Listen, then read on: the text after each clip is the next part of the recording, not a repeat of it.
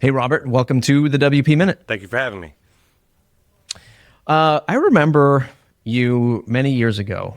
I believe you started, which is still probably existing today, so definitely fill us in, color in the lines as I loosely draw them on this canvas of Robert DeVore. You started a cannabis plugin, correct? Or a theme collection. Take us down that road. I think I want to frame this conversation around like where you started with that, fast forward to where you are today, doing all things AI, and then somewhere in the middle, break down like, wow, what a difference 20 years makes. Yeah. So when I started in like 2015, I started saying, okay, I'm going to do something on social media and like try to build a web presence. And I came out and I said, okay, I got to start building things and giving back and having something to share with the community. And that was the first thing I thought of. It was nothing really out there at the time. It was like 2015. So there wasn't really nothing. It wasn't the industry that it is today. So I said, okay, I'm going to go ahead and do this. And I built what is a very, very, very cheap looking plugin compared to where it ended up. But I built the first version of it and just got it out there. And it took off, and there was a lot of companies that were using it, and they liked it. And then I got, well, for the nowadays terms, it's called debanked, but I got debanked, so I couldn't process payments anymore, and it killed all progress with it.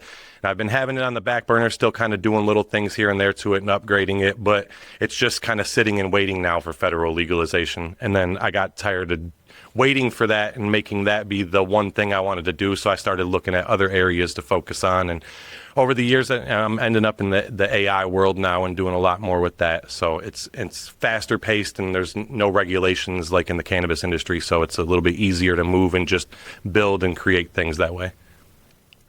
From the entrepreneurial lens, 2015, cannabis getting... I don't know all the terminology, so you definitely feel it in here. But like I know I'm in the state of Massachusetts. It's now legal here. There are dispensaries here. I'm sure neighboring states as well. 2015, it was sort of probably when what I'll call maybe not commercial dispensaries, but like dispensaries for the everyday person to walk in and buy it recreationally is probably the right term. And from the business side, did you say, well, here's an opportunity? Like, let me get in early, but we're still waiting a decade later for this federal adoption of it. Take us down that entrepreneurial path. Like, what did you think? Like, did you think I can get in early and start building this, and then lots of shops will start using my plugin? Take us down that path. That was my plan. I want to do something. I wanted it to be open source first, so that way, because there was nothing out there, and still I think there's still nothing really out there like that. So I wanted to have that and do something different like that and be able to give back. You can use the products without having to pay me anything. You can just go set them up. That was a big thing for me in the beginning, but I knew that there was a need for it, and there was a lot of these bigger, like, everything was way more connected and you had to jump through a lot of different hoops to be able to set everything up and use the different point of sale services, which were not really web based. They didn't have a web presence for you. So you were trying to kind of blend that back into your website and nothing was really working right. So I wanted to have something different and I could see that there was an opening for it. So I went with it and it was working really well. And if it wasn't for the debanking, I probably wouldn't be talking about AI today. It would be something, it'd still be the cannabis industry because I would still be in it and focused on it. But yeah, it was a big opportunity. I still think there's a lot of opportunity in it. It's just a matter of waiting for the federal legalization. And then if you're willing to jump through like 1,000 different hoops and just to get everything off the ground, then it's still viable. But you got to have, from what I'm gathering, you're going to have more money up front now to jump in and play. It's not as open as it was 10 years ago. Can we talk about this debanking thing really quick? Is this a sore subject? It's fine by me. I'm an open book. So yeah. All right. So again, in my place, I know there's like 4 or 5 dispensaries around me. How are they getting through it? Or is it just because you're like a digital good, you can't accept that like credit card online? Or are they not allowed to accept credit cards online? Is that the issue for debanking? Yeah, there's no credit card payment processing that you can do online. I've seen some dispensaries now, they have like a debit card, custom debit cards you can use and pre-populate it with money and then use that card, so you're kind of bypassing it. But that's gray area, and I don't really want to dance in that area. So I went, okay, I'll stick to what I know. And then they said, well, I was using Stripe at the time, and Stripe said, we can't do this. I said, well, it's just software. I'm not touching the product. There's nothing actually going on with the product itself. But they said, just because I'm a connected business that's helping facilitate the sale or the pre-sale of these products, that was enough for them to say, we can't have you here. And then it was just, you could find a place here and there that does like high risk payment processing, but there's a lot more hoops and a lot more stuff that you got to jump through for that. So it became more of a headache than the fun, exciting project that I was working on in the beginning. So I've just been letting it sit there for that reason. It's interesting. It's a bout of bad luck, of course, right? Yeah. Because you are ahead of the curve. Did the thought of ever just like, I don't know, picking the state that has like the most locations, or a collection of states with the most locations, and maybe trying to just work with those customers more directly, ever cross your mind? Or is that just like way too much work and like, hey, I can't really scale this? Yeah, we have a lot in Michigan. There's a ton of dispensaries here. We're like, I think, second or third to California or something, somewhere right around there. We're pushing, like trying to take over the number one spot, but it's way too much. There's a lot going on. And then the dispensaries themselves have all their paperwork and legal stuff they have to go through, so they're not going to be able to just kind of skirt on the outsides of things, and I don't want to push them into that direction and have them doing something that they're not going to be happy with, and in 6 months they're upset. So it's just a lot of like sitting on your hands and just waiting now. How much of that, I've always said this, I don't want to throw the label like failure on that, because it's not, but I've always said like the biggest lessons are from like the failures or the roadblocks or the speed bumps, like whatever, however you want to like paint that picture. What lessons did you pull from that you then like sort of reinvested in these next projects that you started to build? From a technical standpoint, I learned a lot building that, and just because I started with the custom post types and I realized that wasn't the structure I needed. I did a lot of things in the very beginning that if I was to go back and restart now, I would never do it. I'm on a whole different structure and setup. So I learned a lot technically from that. And then from like the business standpoint, it was a big lesson. I said, okay, well, I might have a smart idea. I might have something that I can dive in, and I know in my heart that this is the right thing to do. But the industry just said, no, you're not in the right place, not in the right time. You're going to have to wait on that. And while I look at it and I'm still going, there's nothing wrong with this. This makes no sense to me. I have to accept what's actually out there, and I got to work within the constraints of whatever industry that I'm in. So now when I'm jumping into different spots and I'm looking around in different industries, I'm more cautious of that. I don't just jump in thinking my idea is good and I know it's good, so I'm going to go ahead and run with it. Now I know there's a little bit more pre-planning and thought process that goes into it. Over the last few weeks or months, and this is why, not the only reason why we connected. I've definitely have known you and we've interacted for many years, but I've seen just like this rapid pace of new Robert products every 3 days, every 72 hours. there's something new coming out, and I want to get to all that. You can find all of Robert's work. It'll be in the show notes, but it'll be robertdevore.com. You can check out all of the projects that we're going to get into in a moment. One of the ones that I saw that was just interesting to me that I saw I think you took it over, but you explain it, or maybe you built it from scratch, is Boostbox, the pop-up builder for Core Editor and WordPress. Again, it's on the site. Talk to me about Boostbox. Did you acquire that? Or was that from somebody else? No, that was something I built. Yeah, And the backstory there was like you were trying some pop-ups and pop-up builders, and you're like, they're all terrible, and you just decided to do it your way.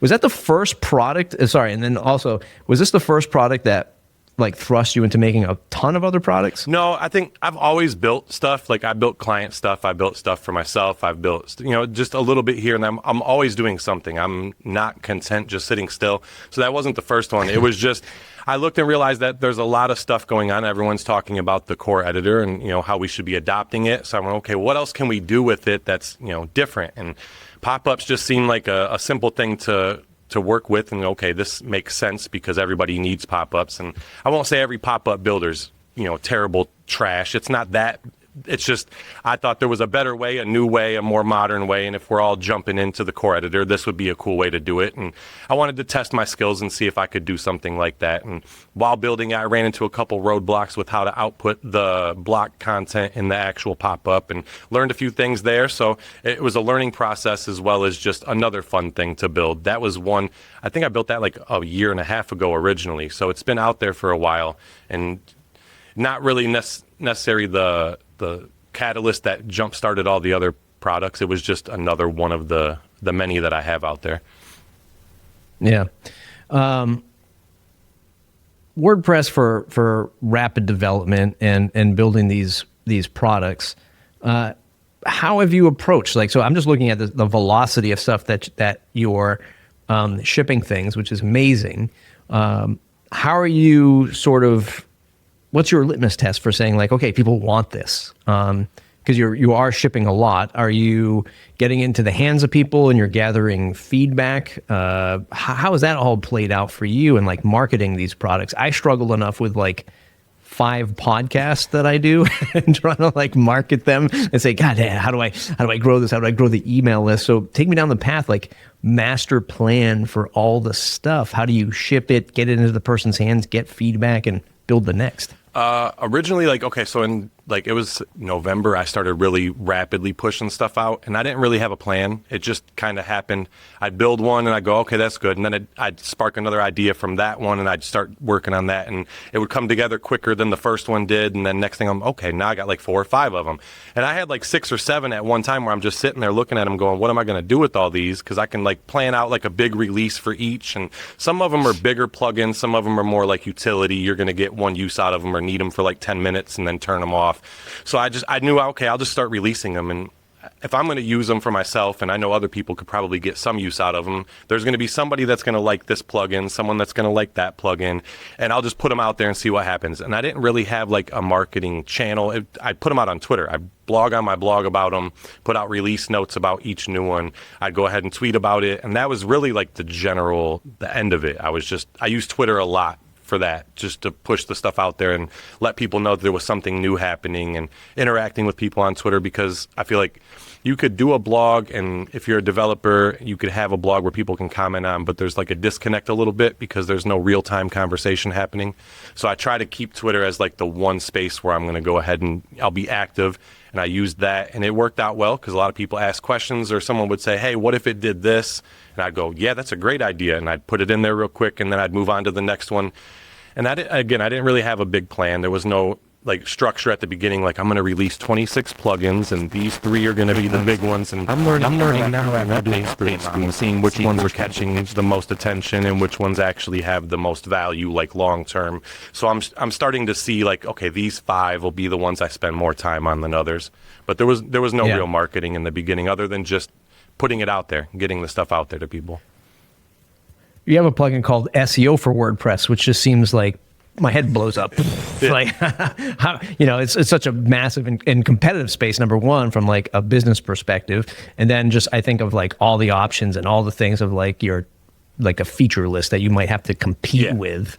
So I guess at the end of the day is, let me frame it this way. I've always found it interesting. People are like, well, how are you ever going to, like, because this is actually just near and dear to like how I operate. Like, I think I'm crazy enough to think that I can monetize a WordPress podcast brand, right? Like it's a tiny, tiny audience, right? And I've said this a gazillion times. I think there's 10,000 English speaking people in the entire world that care about this content that I have, right? For WordPress business. But I have all these other little micro podcasts that I create. And I think collectively, a media company can be built off of these tiny little sub-brands, if you will. And I think for somebody like you, and especially with the introduction of AI, which we're going to talk about more about Plugin Pal, your other product, with the introduction of AI, we can build things more rapidly, and you could have 12 products under your single person company, your single human brand. And while one of them might not be like SEO for WordPress might not take over Yoast Right. Yeah. SEO, but a collection of all the utilities that you have, the sum of them all can prop up a healthy business for you. That's how I see what you're doing. It's very similar to what I think I'm doing, but is that how you see all this stuff? Yeah, playing out? absolutely. I've always done that though. And I think like you, it's always been, I'm not just going to monetize one thing and say, like, there's people out there that do that. They say, I have this plugin or this brand and this is the one thing I'm doing and I'm going all in on it. My brain is not wired like that. I can't do 24 hours straight of the same thing over and over. So I've over the years learned I can do 12 different things throughout the day, but it'll all push forward. By the end of the day, I look back and go, okay, I got a lot done today. And that's just how I've approached this too. I put out a bunch of stuff and, some stuff will catch fire, some stuff won't. But when someone lands on my site now, they see, oh, there's, 50 plugins or 60 plugins. That alone adds value to when you're looking at my products because you're going, oh, he's done a lot. It's not just one or two products of the same type, and then you go, well, everything he's doing is kind of limited to this. It lets you know there's a lot that I can do. So, and that also ties into freelancing. So if I'm looking for clients and they come to my site, they go, there's nothing he can't do because he's done all this. So I know he'll, I'll feel more comfortable writing him about my project because there's a good chance that he can figure it out. So I take all of that. Every little bit all adds up. Nothing is just one and done. Yeah. There's oftentimes like I'll get, it's not imposter syndrome. Maybe it's just jealousy, but like you look at whatever, like other YouTubers or other podcasts and you're like, well, if I just like sold myself out like, and didn't care about like the content, or the audience. And I just wanted to do like a tech review YouTube channel. And it was like clickbait headlines, crazy looking thumbnails. Like to me, that's, and I know people that do that. And actually even in the WordPress space too, I guess to some degree. But I think it's, they started in WordPress and they start to reach for like that bigger, more broad audience. And it's just like, man, to me, that's just work. Yeah. Like to do that. And I just don't, number one, I don't feel satisfied with it. And it just feels like work. And I don't feel like any of my content production is work. Yeah. I like it. I like talking to folks like you, and I like publishing this content. So does that resonate with how you create your products? Yeah, there'll be products. I have a list right now, probably like 15 or 20 that I know I still want to do, but I just haven't gotten the mojo to jump into them yet because they're just not they don't call on me as much. They don't feed that fuel that I need for it. So I get started on it and I'm kind of bummed out by like a half an hour in and I'm looking for something else to do. So I try to just take that, and I'm learning from that because I used to just force myself into that and stay there because this is what you're supposed to do. And I realize now it's probably not. You find what works best for you, and like just like you're not gonna jump in there and do the weird thumbnails and clickbait headlines just to get an extra 50 views because it's not right in your heart. You're looking at it and going, I'm just gonna do what's true to me. So that's basically how I'm doing this too with the plugins. It's whatever feels right or something I've needed myself personally or something I've seen someone else need, and I'm like, I'd probably put that together. That's how like a good handful of them started. I'd see a tweet and I'd go, that sounds like a really good idea. I wonder if I could do that. And then, a little bit later, I'd have the plugin built and I'd just release it because it felt good to give back. I've said since day one, open source saved my life because if it wasn't for building with WordPress and learning, website customization and all this, I would be doing so. I'd be in a very bad place knowing where I came from as a teenager till now. So I'm happy and thankful for it. So every chance I get, I'm going to give back because someone else might be out there going through the same types of things. And if they find something that I put out, they go, hey, this is cool. And that could, spark a change in them. And that's good enough for me. I'm not worried about becoming a multimillionaire, famous person from all this. I'm just happy knowing that I'm doing something cool that I like to do and I'm giving back. One of the things that I've been doing with AI, and I want to transition into talking a little bit about AI. Once again, I'll just tease the site again. It's pluginpal.app, AI plugin generator for WordPress professionals. I've been on this journey of trying to understand what else is happening in the world outside of WordPress. And again, folks who are hearing this now are like, oh God, Matt's going to talk about the apps that he made again. Yes, I am. It's my show. I'm going to talk about it again. But it's to frame it in the sense of trying to get your your predictions, if you can even predict. I can't even predict that. There was a conversation I was having in the WP minutes before we jumped on this call about trying to predict like where AI is going with content generation. I'm like, listen, I can only think about it like 2 years out. Like other than that, I just freaking no idea like where it's going to go. Whatever. The point is I've built these two like utility apps: Pulse WP, which helps me aggregate my WordPress news; Podcast Downloader, which helps me search for podcasts and download them. Right? Very simple things that just didn't exist, or they just didn't exist the way that I needed them. So I think what we're trending to is a direction where I can build a utility app. We'll call it a utility app. That's the best name that I have for it. To have it do something the way that the end user wants. Oh, you don't have a to-do app that does. You can't find a to-do app that does it. You know, a little sound plays every time you click done. Yeah. Build it. Yeah. Right. You don't have a WordPress news aggregator that categorizes or summarizes content like you want. No, build it like I did with Pulse WP. I think we're going to move in that direction. So with all of that said, where do you see the average user being able to log into WordPress one day and go, I just need this plugin that does this thing. I can't find it. Let me just click a few buttons and a few prompts and then just have it there for me.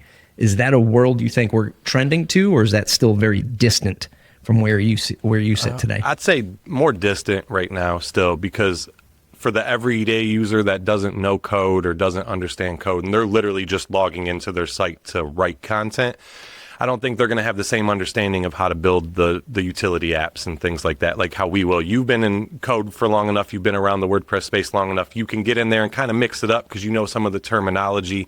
The average person's not going to know what class names to call or what referenced version number of like Gravity Forms. We need 2.8 plus for this. They're not going to know that, so it's going to give them something a little harder to work with. They're not going to be able to get done as fast. But long term, I could see it. It's just there's going to be a lot of work. Like Plugin Pal, I wanted to set it up to where if you wanted to create a plugin, you could, but it's going to generate the code in a clean format. It's going to add proper doc blocks. It's going to put everything structured the way you want. It's using the modern functionality. I have it structured to where it's going to use the more modern versions of WooCommerce and things like that. So when you're asking it certain questions, it's automatically pulling from a more knowledge-based data set. So I think tools like that will become more prominent because it's like a bridge work between the super devs and then just the everyday users. It'll be like a nice little bridge between the two. But I don't see it overthrowing, like you're going to log into WordPress and go, okay, I need this plugin. And on the plugins page, you can type a sentence and get your own custom plugin. Someone might build that, but I don't see that being necessity for WordPress. I don't see that being a thing that would actually drive it fully forward. Like having certain AI integrations would be nice for like generating content or maybe writing your meta descriptions for SEO, but having it just totally everything AI, I don't feel like that's WordPress. WordPress gives you the ability to put those things in there, but I feel like it's still its own little core thing outside of that. So I think AI will still be separate from it as well. Yeah. I was listening to, I'm also trying to consume a bunch of AI podcasts, YouTube channels and stuff like that. And it is super challenging because it's like the gold rush moment right now, like WordPress was when I started my podcast like 15, 18 years ago, when like everyone's talking about it, everyone's covering it, and you're just like, talk about clickbait. Yeah. I mean, Jesus, it's everywhere with this stuff, right? And you just see these people like, how to make $10,000 a month with your AI app. And I'm like, it's just not going to work. No. Okay? Like, it's just not going to work.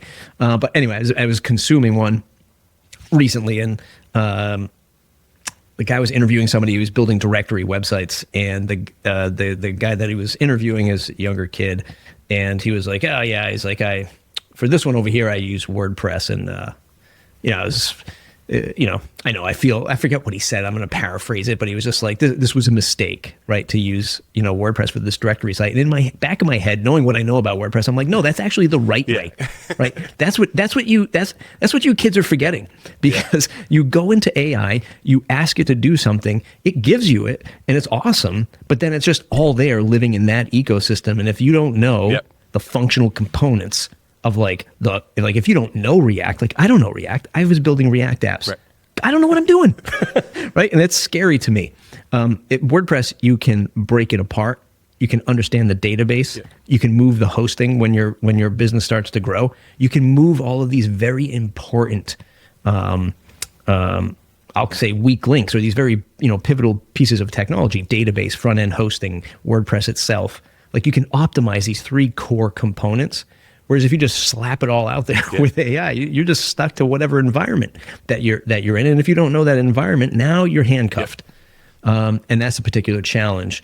How does WordPress compete against that? Do you think WordPress survives in this world of attention and quick app development that we're seeing? Yeah, I think long term WordPress will be even better for the developers for that reason, because right now you're seeing nothing but surface level. Everything's surface level.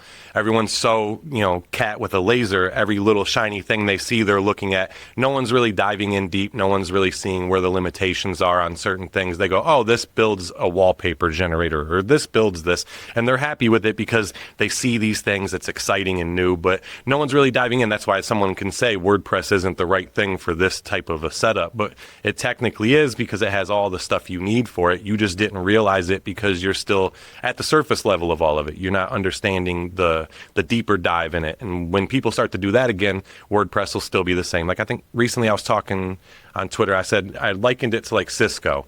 Like, we're in that phase now where it's going to be a steady product. You're going to see it everywhere. It's not going anywhere. Everyone thought with the drama it was going to just disappear and WordPress was dead, like blogging's dead or SEO's dead. It's the same thing. You're going to see it, we go through cycles. People want their fast and fun, and then they'll get over that and realize not everyone's making $10,000 a month from some simple app they generated. So then they go back to the real work, and the real work involves things like WordPress, where you're going to dive in and actually build something and not just play around. Yeah. I mean, the user management system alone, right, is something that you would take for granted. I mean, you've been around here for a while. You remember these debates of like, is WordPress an app framework? Because you had that, right? You had basically you had a user login management system. You had, custom post types. You can tie it up to a database. You can do all these things. And now, like, the stuff that I've been working with, it's just like, man, if you don't ask it to do good user management, like, you don't get a forgot my password link, right? You get no password,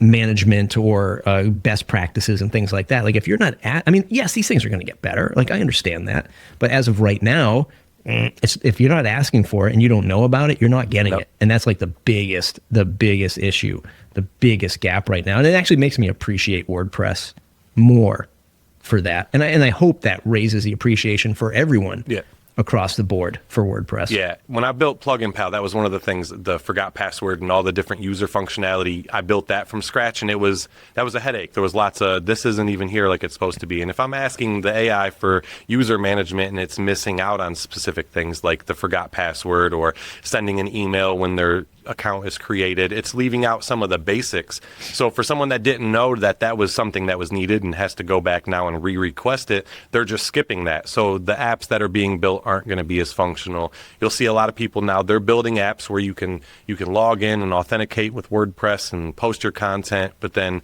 there's no code to review, there's no actual downloads for it. You're trusting that whoever built this AI tool now has done a good enough job to keep everything secure for you. So you're going to see a lot of that where people are going to start questioning that more and going back to WordPress and going back to the basics and the things that have been around for a while and are sound and true. And we can see that, like, WordPress is now, people are putting AI into WordPress, but people aren't putting WordPress into AI. It's a different setup. So you're going to have this WordPress AI. It's not the other way around. So I feel like we're going to see more of that. Like, people are going to get tired of all the 15-year-olds and 17-year-olds that are building these things and then saying, hey, look at me, I'm super smart. But then you tear apart the code, and in 5 minutes you're finding vulnerabilities, or you're finding things that you're going, okay, this isn't as good as it could be, and I'm going to go look for somebody or some company or some place that's actually doing something a little better than this. So like you said, the gold rush, it's the gold rush of it. And before long, it'll go back to normal. AI companies. Go ahead. Yeah, so is Plugin Pal let's walk through some of the features of Plugin Pal for those who are interested. Once again, pluginpal.app. Check it out. Are you, so in the green room before we hit record, I said, I promise no curveball questions. I got a curveball question. Got it. Are you building all your plugins with Plugin Pal these days? I would say about 50-50. Some of the smaller ones I start with this, and I will customize it after the fact. And I'm not saying that this thing is going to be the exact plugin. You're going to build every single plugin, and as soon as it gives you the zip file, everything's perfect. It's not there yet. The AI itself is just not there yet. But every plugin I'm building now, I start with this, and I'll get a good base start with it, and then I just go from there. So it saves me, like, I'd say 30 minutes to an hour each time, just having to go in and clean up base code and put the basic structure pieces in place that every plugin has. So it's definitely a time saver, and I'm using it sparingly right now, but I'm picking it up more and more and trying to get more hands-on use out of it so I can put better functions into it for everyone else that's using it. Pricing page as of late February 2025, starter, advanced, elite, $20, $40, $100 a month, generate up to 100, 250, or 1,000 plugins respectively across the board. I notice one important bullet point here is you have designed for individual developers. So teams, agencies, probably not, because this is probably what I'll call like a one-to-one relationship. I'm asking it to build something. It's giving it to me. I can't collaborate with my team on that. I mean, I could afterwards. I could upload it to GitHub. Maybe you actually deploy to GitHub in the future through this Plugin Pal. But as of right now, best suited for those who are like, look, I want to build some cool plugins that I desire to make for my own purposes. Plugin Pal probably fits that mold pretty well. Yeah, and I didn't want the agency level, if I'm going to go ahead and use multiple user management, that became more complicated to set up. So I went, okay, I'll just start it out with this. I'm really targeting the person, like you said, the one that wants to just tinker with an idea or has an idea they want to build and they don't want to structure it from the very beginning from scratch themselves. This gives them a good head start. Or for like a developer who's freelancing and they're like, hey, I got clients that ask for questions. You ask this Plugin Pal a couple times, what you want, and you get what you want out of it, and it gives you maybe an idea of something you didn't even think of in the beginning, or it gives you at least the structure to go ahead and do the work for the client, and the client's getting well-structured and clean and secure code because it's already baked into the beginnings of it. So is this a SaaS-based app? Somebody logs in, they have their own account, it's all driven through the web, or is it something they're downloading and installing it to it's VS SaaS, Code? and it's payments through Stripe. So the Stripe handles all the customers, the payment management, and the monthly recurring fees and all that. So yeah, so it's all structured right through the website. There's no downloads to be able to use it like on your desktop yet or anything like that. It's possible. Have you used something like Bolt before on the web? No, I've used ChatGPT. That's pretty much the extent of the AI I've used. I like it. I got used to it, and I'm trying not to jump to too many. And I tried tried a couple different like little code editors, like before Cursor came out. I tried a code editor, and I was like, I don't like it. I don't want to use the AI in my actual code. I like the separation to be able to look at the AI and then pull it into my code, and because I'll change it and update it every time I'm copying it. I'm not just copying and pasting or just pressing a button and hoping for the best. So I don't like that being right there. It got too complicated for me. So I separate all that and just use ChatGPT. Yeah. All right. So you're not using Cursor as your daily driver? No. Yeah. Interesting. I do envy folks who are developers first, who have these tools because you can just go a million miles an hour with this stuff. And like, I'm looking at it, just like dabbling, like, wow, it's like when I first discovered, WordPress or Drupal had CCK and views built in. I'm building queries in the web, like in a web interface, and it's displaying this content for me, right? Or when I first discovered Gravity Forms 12 years ago, and I was like, oh my God, I can do this stuff. This is amazing. And that's how I feel about this stuff today. But I can only imagine like folks like you can just level up or produce so much. And I guess your collection of products and plugins are a testament to that. So congratulations. Thank you. for being able to do that stuff. That's great. I want to end off talking about the state of WordPress as much as you want to chat about it. But I didn't want to let that quote go. You say open source saved my life. I think one of the most amazing things about WordPress is how it, even to this day, even in the face of AI and other coding frameworks, it can help empower somebody to do many things, right? You can crack open WordPress, learn how to be a web designer or developer. You can become a publisher. You can learn how to manage content, and this can translate into a totally different career path, right? If you're changing careers by just understanding how WordPress works or how to get a website online, you're not just learning the WordPress side of it, you're learning like the internet side of it. You're learning domain name, hosting, how servers communicate to each other. Eventually probably learning how to email stuff and how like DNS works and all this stuff. Like this is a collection of understanding tech. It might be old, boring tech for many of us listening to this, but it's because we've been doing it for 20 years.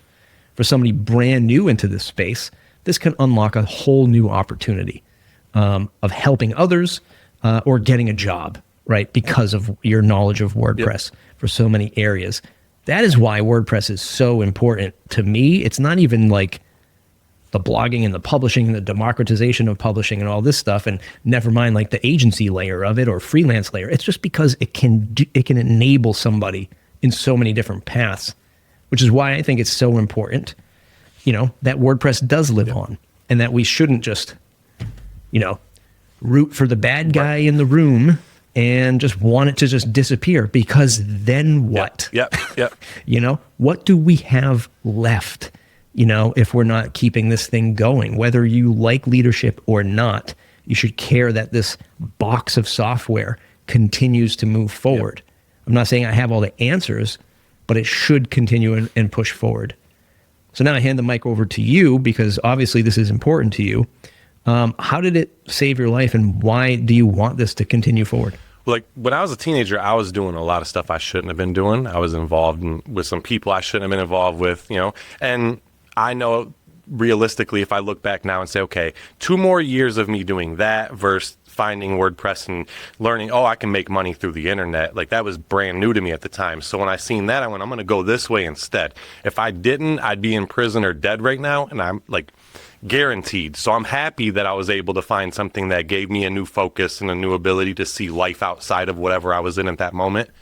And then I just look at it and go, okay, if it saved me and it gave me the ability now I'm older and I have a family, I have a son, so I'm providing for him with it, and it's grown from just a fun thing to do to take me away from what I was doing to, and I'm able to make money from it. I freelanced for over a dozen years. I've had a day job doing agency work, but I haven't had a day job outside of the house in probably close to 20 years now. So I wouldn't have had that capability if it wasn't for WordPress and finding WordPress. So for me, if it's done that for me, and I know it's done that for other people, I want to at least give back enough to where I feel like at the end of it, if I walk away from it all and I'm done with the internet and I'm never online again, I've done enough to say, okay, it saved me and gave me a life, but I've given back and I've done hopefully enough to repay that, pay it forward, however you want to look at it. I just feel like it's the right thing to do, like morally. If I'm getting so much out of this, I'm not going to just take and then walk away from it and go, this is just for me. This is all for me. That's not, I don't do that in real life outside of the internet. So I don't want to do that here. I try to bring the way I look at life in general into business, because I feel like a lot of people separate it. They go, I'm just doing business now. And they do the clickbait headlines and the stuff that they just can't morally feel like is normal to them because they equate it as it's just business. But for me, there's a gray line in between where the business is the person.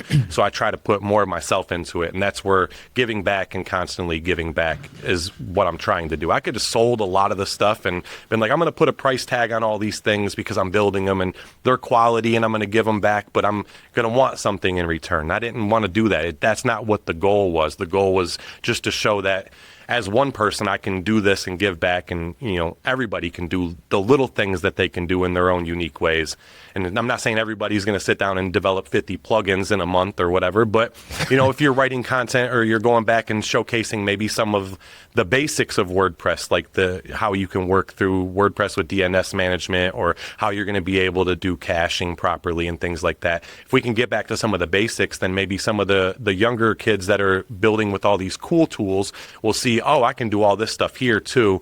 And then you're showcasing that it's more robust and it's solid, and there's an actual framework here beyond just the basics of whatever the AI gives you. So trying to tie all that in, trying to give back and be a part of that, and just make sure that I'm leaving everything a little bit nicer than when I showed up. And if I can do that, I'm happy. Yeah.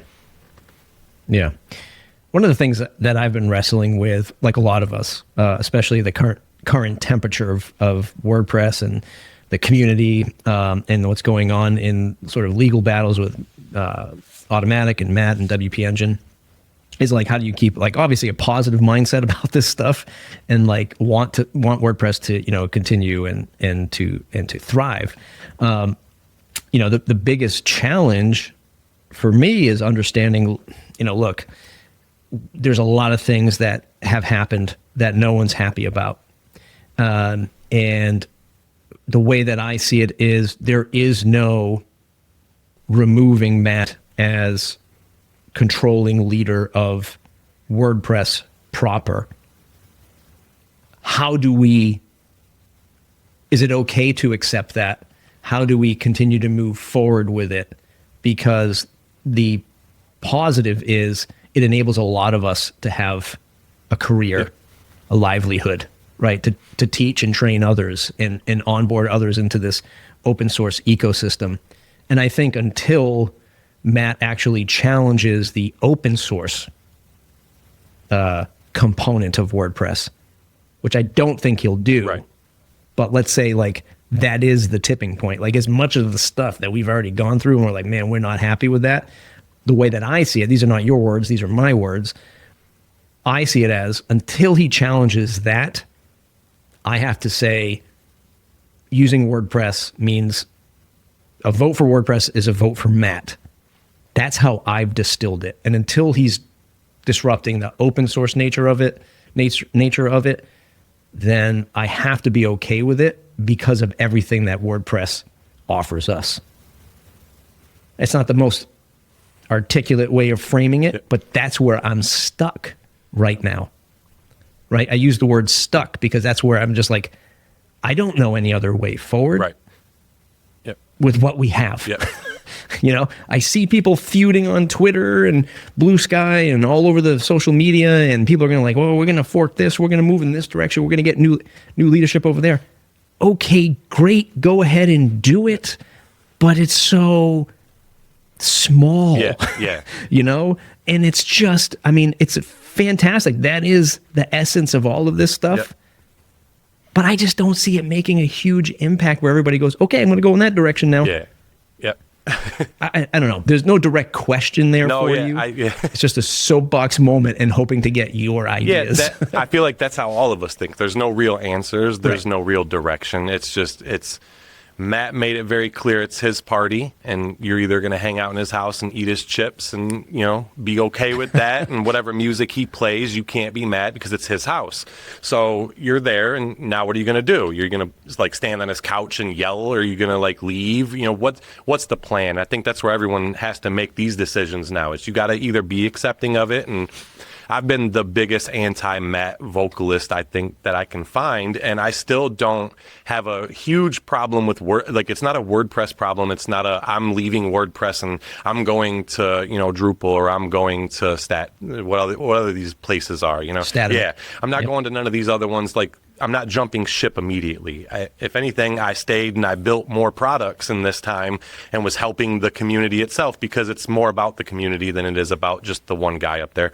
Sure, he runs it all, but his input on the overall aspect of WordPress, beyond WordPress is open source or WordPress is not open source, beyond that, it's open source. You use it for what you want to use it for. You cannot be happy that he's the guy running it. You know, most of us, if we dug deep into the products we used outside of the internet and went, who owns this? You're not going to like the guys you're finding up there at the top either, but it's the products you're using. So you're going to choose to use it or you're not. And you can find ways outside of WordPress. There's tons of avenues you can do that, but for people that have been in it 20 years, like, you know, we've been here for a while. It's hard to just go, okay, I'm out, and then I'm going to start something completely fresh over here and not have no foothold in this space. And, you know, that's scary. And then now you're like, okay, now I'm dealing with like my family's involved. So there's a lot of decisions beyond just, I don't like that guy. You know, I can say I don't like that guy, but it doesn't change the fact that I'm still here using these products and building in this market. And, you know, you just got to be okay with that. And you can be okay. You can be okay doing that while voicing your displeasure for things and then still doing that. I don't want to ever go too far deep. Like I see some people, they go down the deep end where they're like, that's all they do now is they rant and rave every day. And what are you producing? What change are you helping with other than just, it feels like to me, you're looking for views and clicks and you want the likes and you like getting retweeted. So you're going to do more of that. And if I was going to do that, the 3 months at the end of the year, I made over 1 million impressions on Twitter for like the first time ever. If I was like amped up on that, I'd be at 2 million now because I'd just go, I'm going to do this, just solely this. But it gets tiring after a while. You say what you feel and at some point you got to move on and just live your life. It's bigger than this. You shut the computer off and the world is out there. And I think we get wrapped up in this so much, we forget that a little bit. Yeah. Yeah, well, I'm glad. I love what you said. You doubled or tripled down. You started producing more. And I think that is the opportunity right now with everyone who will quickly turn their backs on WordPress or step away. Hey, rightfully so. If that's how you feel and that's how you're going to vote, that's totally fine. But for those that want WordPress to continue for all the reasons why we just said, then I think doubling down, producing more, educating more, creating more, and give and take, right? Giving back to WordPress and taking from WordPress. Like it helps you make money at the same time, and you can go and sell stuff and build a business. So fantastic stuff. Robert, you can find Robert at robertdevore.com. Robert, anywhere else you want folks to go to say thanks or follow you? robertdevore.com, Twitter. Devio Robert is my Twitter handle on there because someone stole robertdevore.com like 10 years ago and won't give me it back. Fantastic stuff. Also, check out pluginpal.app. That's pluginpal.app. Link will be in the show notes, but that's an easy domain to remember, pluginpal.app. That's the WP Minute, everybody. Thanks for listening today, thewpminute.com/subscribe.